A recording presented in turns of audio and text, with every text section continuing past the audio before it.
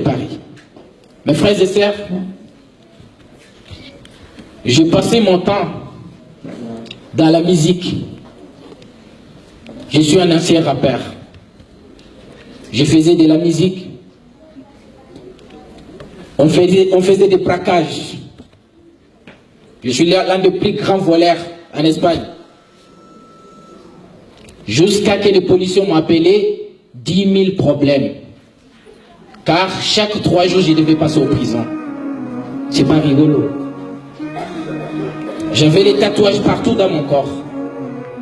Chaque vendredi soir, je suis invité dans une boîte de nuit pour faire les concerts. J'ai passé mon temps dans ça. Wallah, je n'aimais pas les musulmans. Lorsque je vois les gens sortir à la mosquée, je les détestais. Moi, ma mère, c'est une catholique. La moitié de ma famille, tous sont des catholiques et des chrétiens. Ma mère, elle est convertie aujourd'hui. Elle s'appelle Brigitte. J'ai grandi avec eux, mes oncles, tous. Je partais à l'église. Je venais. J'ai passé mon temps comme ça. Wallah, en arrivant en Espagne, c'est devenu encore plus. On continue dans les trafics de drogue, dans des conneries, dans des trucs que je ne peux pas vous rencontrer.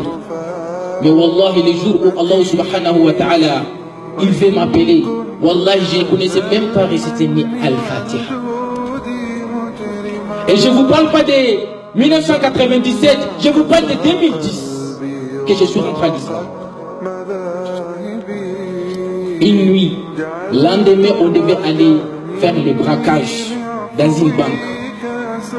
Et cette nuit, j'étais au salon, j'étais au téléphone avec mes amis.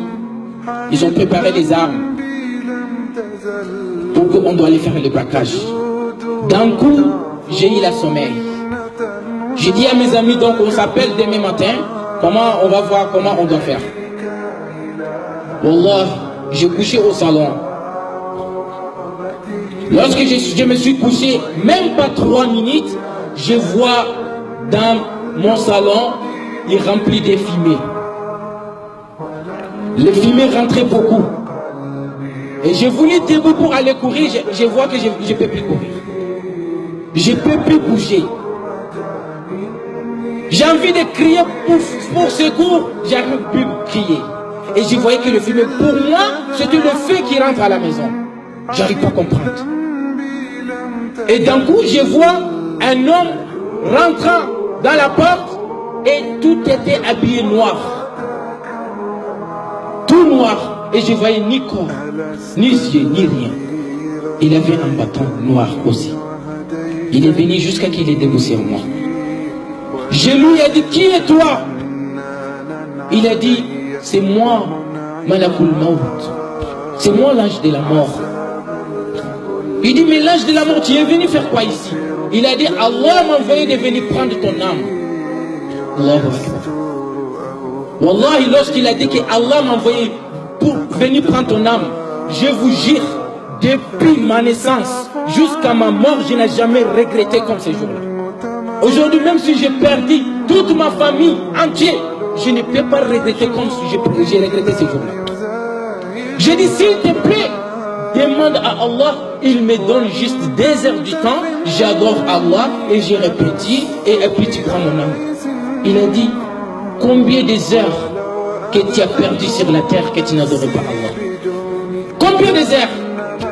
J'ai dit, s'il te plaît, dis à Allah, il me donne juste 2 minutes. J'ai fait la shahada et tu prends mon âme. Il a dit, désolé. Combien de minutes que tu as perdu? Combien de minutes? D'un coup, c'est comme c'est un film qui était venu devant moi. Tout ce que j'ai fait. Direct, il a tiré les bâtons sur moi. Wallah, on dirait que tu as pris le couteau, tu es en train de quitter mon corps sur mon chair.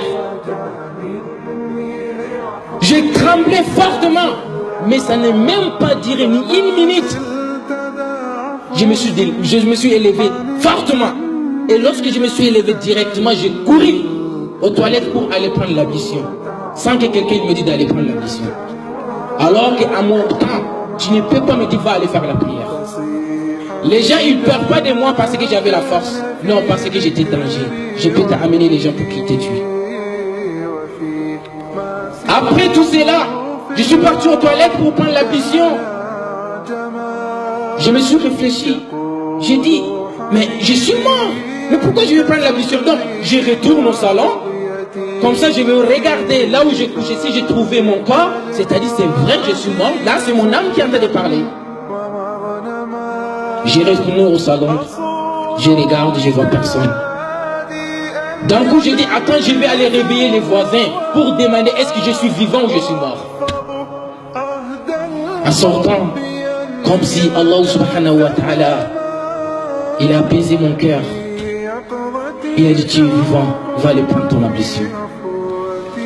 Voilà mes frères et sœurs, j'ai pris la religion comme ça. Et c'est 2010 que j'ai commencé les études. En 2010, aujourd'hui c'est 5 ans. Je n'ai jamais été en Arabie Saoudite. Je n'ai jamais été en Égypte. Mais aujourd'hui, alhamdulillah, les gens qui viennent étudier en Égypte, qui viennent traduire le Coran chez moi. Les gens viennent d'Arabie Saoudite, ils viennent traduire le Coran chez moi. Wallahi, j'ai fait que 3-4 ans. Et comme je viens de vous montrer cette terre-là, 3 ans de études, mais il n'y a rien, même si tu es en Chine et tu veux recevoir la science d'Allah, Allah il va te donner. Parce qu'Allah il est partout. Allah il est partout. Même si tu veux aller étudier la religion d'Allah en Russie, tu vas trouver ta science. Il est temps de repentir. Ista'iddu qabla al-maut. Préparez-vous avant la mort. La budda min al-isti'dad. Il est obligé, la préparation. On prépare, Inch'Allah. Donc, on va arrêter là.